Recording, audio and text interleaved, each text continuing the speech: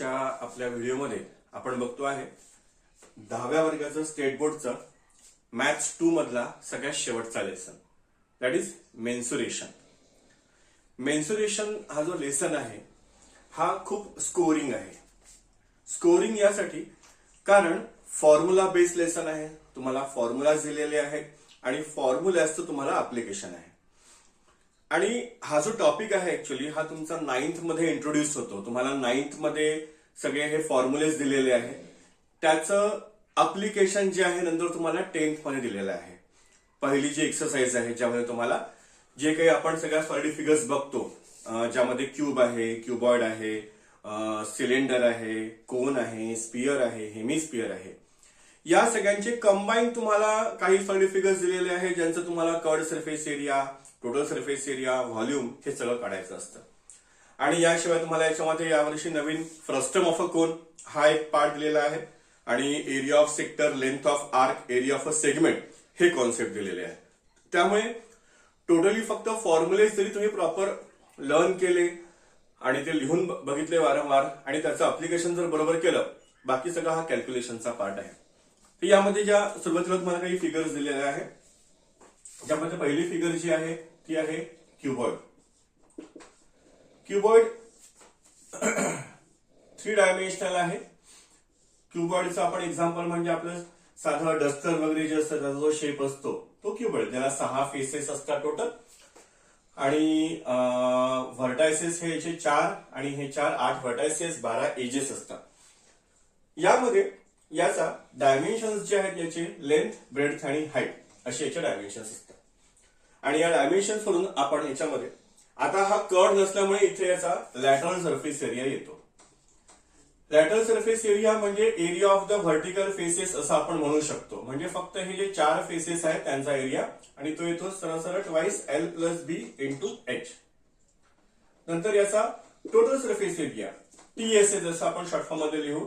Total surface area म्हणजे सगळ्या surface जेवढे काही 6 सरफेस एरियाज आहेत त्यांचा पूर्ण एरिया तो येतो 2 times L into B, B into H plus L into H.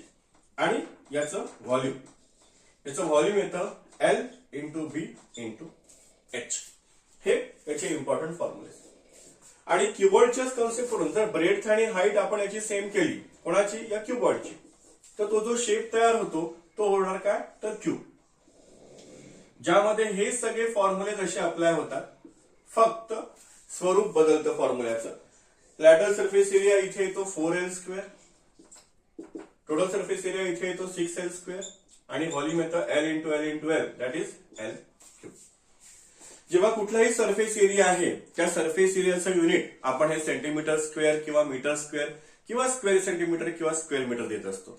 आणि जर व्हॉल्यूम असेल तर व्हॉल्यूमसाठी आपण युनिट क्युबिक सेंटीमीटर किंवा क्युबिक मीटर किंवा मीटर क्यूब किंवा सेंटीमीटर क्यूब असं देत असतो. यानंतर जी नेक्स्ट फिगर आपली याच्यामध्ये येते ती म्हणजे सिलेंडर. आता सिलेंडर जो आहे राईट सर्क्युलर सिलेंडर, एखादी रेक्टँग्युलर शीट असते. या रेक्टँग्युलर शीटला तुम्ही जर कर्व केलं तर त्याचा जो आकार बनतो तो म्हणजे काय झाला, तर राईट सर्क्युलर सिलेंडर. मग आता या राईट सर्क्युलर सिलेंडर मध्ये राईट सर्क्युलर सिलेंडर हा असा त्याचा शेप, म्हणजे आपण एका शीटला असं पूर्ण हे केलं तर हा असा शेप त्याचा तयार होतो. तर ऍक्च्युअली याचे हे 2 असे कर्व सरफेस, 2 असे हे राऊंडेड पार्ट जे आहे याचा एक सर्क्युलर पार्ट जो असतो वरती आणि खालती, त्या दोघांचं इथे रेडियस आणि ही परपेंडिक्युलर जी असते ती त्याची हाईट, हे याचे डायमेन्शन्स असतात.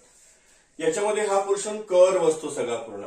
या कर्ड सरफेस एरियाचा जो फॉर्म्युला आहे तो येतो 2πRH.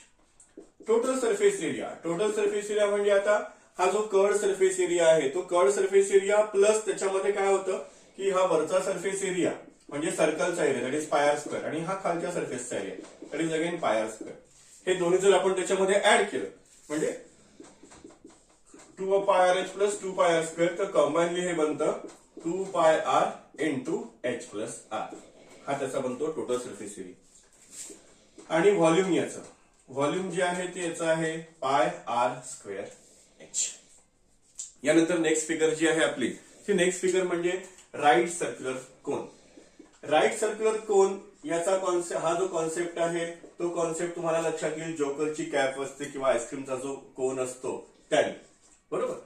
यामध्ये जसं आता हा कोन झाला, याची जी डायमेन्शन्स आहे या डायमेन्शन्स मध्ये रेडियस ही परपेंडिक्युलर हाईट आणि इथे एक ही असते त्याला आपण म्हणतो slant height. This is slant height. तर या 3 डायमेन्शन पैकी जर तुम्हाला कुठलेही 2 डायमेन्शन दिले असतील तर आपण तिसरं डायमेन्शन इझिली फाइंड आउट करू शकतो. त्यासाठी फॉर्म्युला आहे जसा L² equal to R² plus H². आपण सरळ सरळ इथे फॉर्म्युला अप्लाय करतो पायथागोरस थेरम. तुम्ही याला L is equal to square root of R² plus H² असं पण घेऊ शकता. दुसरं, याचा कर्ड सरफेस एरिया तो असतो pi into R into L. याचा टोटल सरफेस एरिया असतो पाय R into L plus R.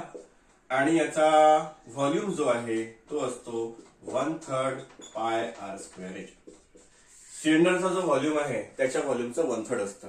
हे सगळे फॉर्म्युले तुमचे ऑलरेडी 9th मध्ये झालेले आहेत, त्यामुळे मी नवीन काहीच सांगत नाहीये. जस्ट आय एम रिवायझिंग दिस. मी फक्त रिवाइज करतो आहे की कुठल्या कुठल्या सॉलिड फिगर्स आहे आणि त्यात कुठले कुठले फॉर्म्युले आहेत.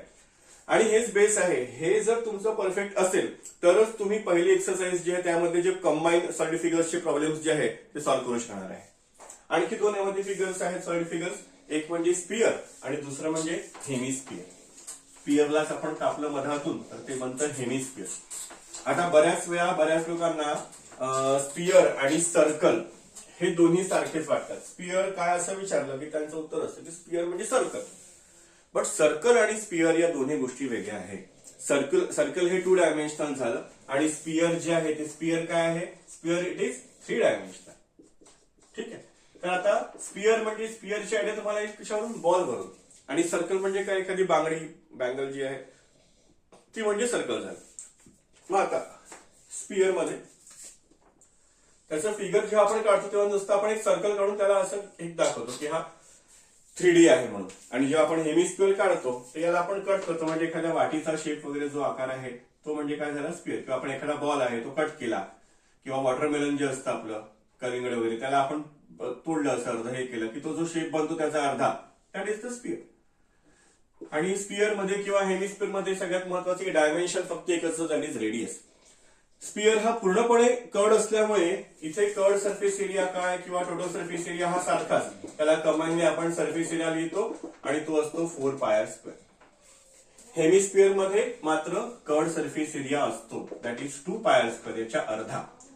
आणि टोटल सरफेस एरिया असतो, जर हा वरचा कर्व पोर्शन आपण जर याच्यामध्ये हा ऍड केला, याचा एरिया 2 पाय R² आणि हा वरचा आपण ऍड केला तर ते मिळून बनतं 3 पाय R². याचं व्हॉल्यूम जे आहे स्पियरचं ते बनतं 4/3 पाय R³ आणि याचं व्हॉल्यूम जे आहे ते होतं याच्या हाफ, दॅट इज 2/3 पाय R. एकंदरीत हे एवढ्या तुम्हाला सॉलिड फिगर्स दिलेले आहेत ज्या फर्स्ट एक्सरसाइज साठी कामाचे आहेत. नंतर तुम्हाला नेक्स्ट पार्ट दिलेला आहे ज्यामध्ये तुम्हाला फ्रस्टम ऑफ अ कोन दिलेला आहे, ते आपण बघणार आहे. फ्रस्टम ऑफ अ कोन बघण्याच्या पहिले याचे काही प्रॉब्लेम्स ते कसे अप्लाय करतात हे पण बघणं खूप गरजेचं आहे. त्यामुळे पुढच्या व्हिडिओमध्ये आपण जे प्रॉब्लेम्स बघणार आहे, एक तुम्हाला छोटंसं फक्त एक मी एक्झाम्पल सांगतो की कुठल्या प्रकारचे कन्सेप्च्युअल तुम्हाला अप्लिकेबल सम्स दिलेले आहेत ते. आता एवढ्या सगळे आपण सॉलिड फिगर्स बघितल्या म्हणजे ती आयडिया कशी क्लिअर होते आहे ते बघा. आता एक सरळ एक्झाम्पल तुम्हाला मी सांगतो की एखादं खेळणं आहे. सपोज ते खेळणं बनलेलं आहे एक सिलेंडर आणि त्याच्या एका बाजूला इथे कोन आहे आणि एका बाजूला असा स्पियर आहे आणि याचं तुम्हाला टोटल सरफेस एरिया काढायचा आहे. मग आता याच्यात तुम्ही काय करणार, याच्या 3 गोष्टी इन्व्हॉल्व्ह आहे. एक आहे सिलेंडर, एक आहे कोन आणि एक आहे हेमिस्पियर. असे 3 सॉलिड स्पियर्स याच्यामध्ये कनेक्टेड आहे. हे इथे आपण समजू शकतो की इथे कोन, नंतर हा हेमिस्पियर आणि सिलेंडर हे एकमेकांशी कनेक्टेड असल्यामुळे तिघांची रेडियस जी आहे ती सारखी राहणार. पण याचे डायमेन्शन्स आता इकडे जसं हाईट आहे किंवा स्लॅन्ट हाईट आहे ही वेगळी असू शकते. सिलेंडरची हाईट जी आहे ती वेगळी असू शकते. मग जर आपल्याला याचा टोटल सरफेस एरिया काढायचा असेल तर आपण काय करणार, तर असं जर म्हटलं तर बरेच विद्यार्थी काय सोल्युशन करतात याच्यामध्ये की आपण कोनचा टोटल सरफेस एरिया काढू, सिलेंडरचा टोटल सरफेस एरिया काढू आणि या हेमिस्पियरचा टोटल सरफेस एरिया काढू. तिघांना आपण ऍड करू म्हणजे आपल्याला त्या टॉयचा टोटल सरफेस एरिया मिळेल. पण ऍक्च्युली तसं होत नाही. कारण जेव्हा तुम्ही टोटल सरफेस एरिया घेता त्याचा हा बेस पोर्शन, जसं सिलेंडरचे दोन्ही पोर्शन येऊन जातील, हा पोर्शन हेमिस्फिअरचा येईल, कोनचा हा खालचा पोर्शन येईल, पण ते इथं इंटरकनेक्टेड आहेत. त्यामुळे इथे जर टोटल सरफेस एरिया काढायचा असेल तर तुम्हाला इथे काय करावं लागणार आहे, कोन जो आहे त्या कोनचा कर्व सरफेस एरिया घ्यावा लागेल, प्लस तुम्हाला या सिलेंडरचा पण कर्व सरफेस एरिया घ्यावा लागेल, आणि प्लस तुम्हाला हा जो हेमिस्फिअर आहे या हेमिस्फिअरचा पण कर्व सरफेस एरिया घ्यावा लागेल. तिघांचा कर्व सरफेस एरिया आपण घेतला की तुम्हाला फायनली मिळेल total surface area of toy. तर अशा पद्धतीने तुम्हाला हे एक्झाम्पल ऍक्च्युली दिलेलं आहे, असं आपण बघणार ते नक्कीच. हे असे एक्झाम्पल्स काही तुम्हाला तुमच्या एक्सरसाइज मध्ये दिलेले आहेत की ज्यात तुम्हाला या सगळ्या फॉर्म्युलाचं अप्लिकेशन करायचं आहे आणि त्याचा आन्सर फाइंड आउट करायचा आहे. तोपर्यंत सगळ्यात पहिलं काम तुम्हाला हे करायचं की हे सगळे फॉर्म्युलेज जे आहे ते प्रॉपरली तुम्हाला लिहून बघायचं आहे. 5-5 वेळा 10-10 वेळा ते लिहून बघा.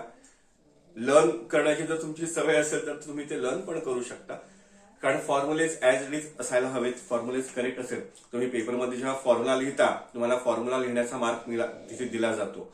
सबस्टिट्यूशन तुम्ही करता त्याचा तुम्हाला मार्क मिळतो, आणि कॅल्क्युलेशन बरोबर असेल की तुम्हाला आन्सरचा आणि युनिट तुम्ही लिहिताय की नाही त्याचे प्रत्येक या गोष्टीचे मार्क्स असतात.